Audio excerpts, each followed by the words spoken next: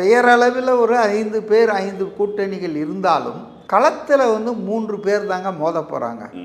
நான் சீமானை கூட கணக்கில் எடுக்க போகிறதில்ல. ஏன்னா அட் பெஸ்ட் ஒரு 5-10 தொகுதியில் தான் அவர் ஒரு ஃபைட்டிங் ஃபோர்ஸாக இருப்பார். மற்றதெல்லாம் சுயேட்சை மாதிரி தான். ஒரு வெற்றி வாய்ப்பை பாதிக்கக்கூடிய அளவுக்கு களத்தில் இருக்கிறவங்க தான் பிளேயர்னு நம்ம கணக்கில் எடுக்க முடியும். எல்லாருமே பிளேயர் கிடையாது. அப்போ பார்த்தீங்கன்னு சொன்னால் சசிகலா, ராமதாஸ் அது எந்த 234ல் எந்த ஒரு தொகுதியிலும் அது எந்த தாக்கத்தையும் ஏற்படுத்த போகிறதில்ல. வட மாவட்டங்களில் ஏன்னா பாமக பிளந்து போயிருக்கு. அதே போல் சசிகலாவினுடைய என்ன ஓட் பேங்கோ கோர் ஓட் பேங்க் அது சதர்ன் டிஸ்ட்ரிக்டில் தாங்க அது இருக்குது. முக்குளத்தூர் அது வந்து இங்கே வட தமிழ்நாடு மத்தியிலலாம் கிடையாது. அப்படி ஏதாவது ஒரு தொகுதியில் அவங்க கொஞ்சம் இருக்காங்கன்னா கூட அதுவும் 2 டிடிவி தினகரன் அவர் வந்து பிளப்பார்.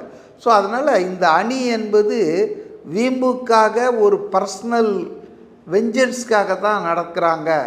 அவர் ராமதாஸ் வந்து மகனை பழிவாங்கவும், சசிகலா வந்து அவனுடைய எடப்பாடியை விட இப்போ தினகரனை பழிவாங்கணும் தான் அவங்க முழு மூச்சில் இருக்காங்க.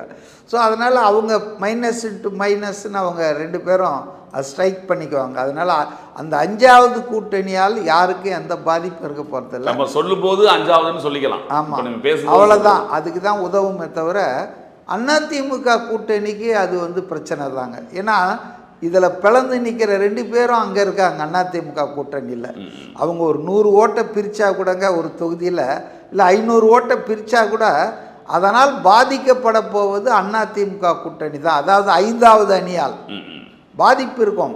ஏன் நம்ம 500 ஓட்டு 1000 அன்புமணி வேற அங்கே தானே இருக்காரு.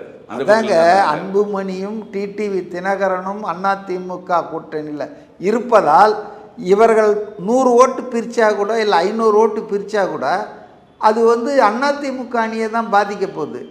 2வதுங்க, இந்த ஆல் செட் அண்ட் டன் இந்த சட்டமன்ற தேர்தல் வந்து ரொம்ப டைட்டாக தாங்க இருக்க போகுது. யாரும் வந்து உறுதியிட்டு அறுதியிட்டு இப்போ சொல்லிட முடியாது நாங்கள் ஜெயிப்போம். முன்னால் பேசுனாங்களே 210, 2026 31, 36லாம் சொன்னாங்களே, வாய்ச்சவடால் அடித்தாங்களே. இப்போ யாராவது வாய் திறகிறாங்களா பார்த்தீங்களா? ஏன்னா களத்தில் இறங்கின பிறகு தான் எல்லாருக்கும் தெரியும் இது ஒரு ஸ்டிஃப் பேட்டில்.